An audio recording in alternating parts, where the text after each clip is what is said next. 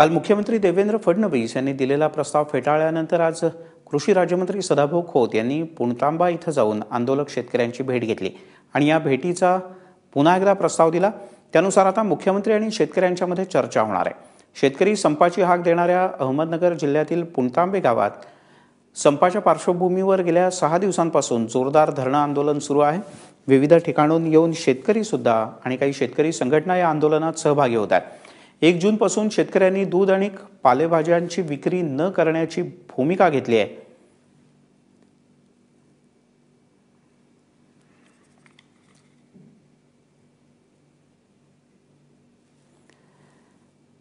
त्यामुळे भाजीपाल्याची विक्री होणार नाही, दुधाची विक्री होणार नाही, त्यामुळे सगळेच जण अडचणीत येतील असा अंदाज आहे। दरम्यान शेतकऱ्यांना दिलेल्या चर्चेच्या निमंत्रणावर पणनमंत्री सदाभाऊ खोत यांनी काय माहिती दिली पाहूयात। मुख्यमंत्र्यांनी मला तातडीने या ठिकाणी पाठवलं, शेतकऱ्यांच्या बरोबर चर्चा करा आणि सरकार चर्चेला तयार आहे आणि आपण चर्चेसाठी यावं हे तुम्ही त्यांना आग्रहाचं निमंत्रण देऊन या आणि त्या दृष्टीने मी या ठिकाणी आलो आणि त्यांच्यासमोर सरकारच्या वतीनं तुम्हाला चर्चेचा प्रस्ताव आम्ही देत आहोत आणि तुम्ही यावं।